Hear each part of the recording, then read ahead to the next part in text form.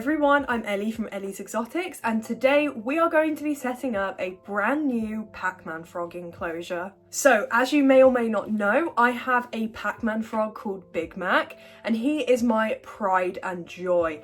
That little frog is one of my favourite animals in the animal room. He just has such a huge personality, and he is just hilarious. Now, I've had Big Mac for only 3 months. I've only had him since September, and I am currently recording this in December. But within those 3 months, he has grown so much. When I first got him, he was probably about this big. He was absolutely tiny, and now he's probably about this big. He is a big frog, and I do actually believe he is a female because he hasn't croaked at all since I've got him. But since he's getting bigger, that means that he is ready for an upgrade. He needs to get out of his old enclosure and go into a new enclosure with a lot more space. So this one will do him for another 3 to hopefully 6 months, and then he can go into his forever enclosure, which will be a 90 by 45. But I want to make this new enclosure that he's going into bioactive. Because PACMAN frogs need such high humidity, it's actually quite easy to achieve a successful bioactive setup, unless he tramples them all.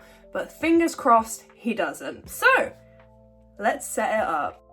I started out by cleaning the new enclosure. I get pretty much all of my enclosures off of Facebook Marketplace, and I did ask the guy to take out all the substrate beforehand. Did he? No, he didn't. But that's fine. I just cleaned it all myself anyway, which you should be doing when buying any enclosure secondhand. So what I'm doing here is I am disinfecting it with F10 and giving it a wipe down. I do this a couple of times until all of the dirt is gone.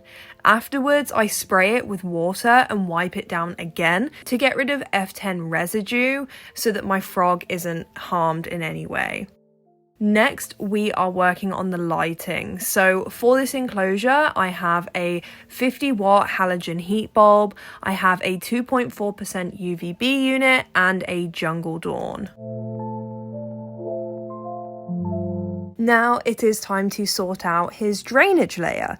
So I am using pre-rinsed leca balls and just popping them into the enclosure. Now you'll see that I don't add any mesh in between, and that's because I have heard horror stories of people's PACMAN frogs passing away after getting stuck underneath the mesh. Will I regret not adding mesh? Maybe. But we'll find out further down the line.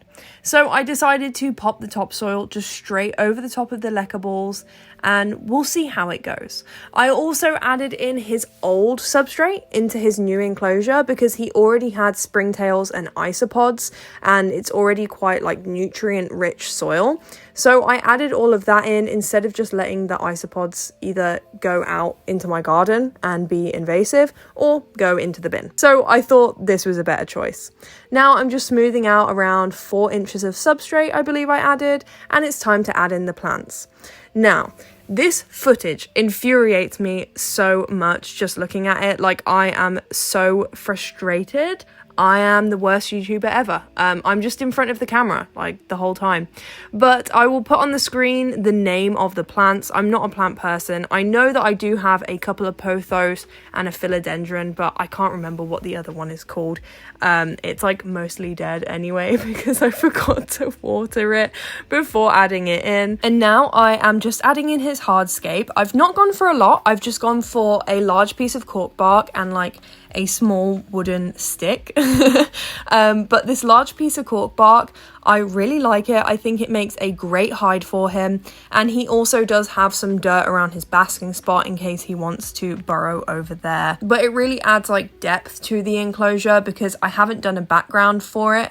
I am going to do that eventually, but for now, because this isn't like a permanent setup, I think this looks pretty good.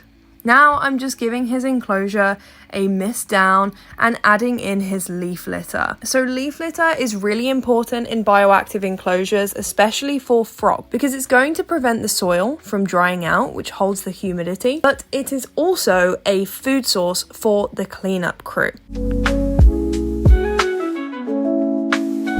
So next, here I am just adding a little Big Mac into his enclosure. He was kind of in shock at first. He didn't really know what to do with himself. And then I added in my isopods and springtails because I forgot to do that before adding him in. The isopods are just these random ones that I've bred inside my snail enclosure. I believe they're tropical isopods. And then here are the tiny microscopic springtails, which I've also bred in my snail enclosure. Now, here is the enclosure itself. I think it looks absolutely gorgeous. Big Mac has been in this for a few weeks now, and he is absolutely loving it. I've seen him hopping all around his enclosure, and touch wood, he hasn't crushed his plants yet.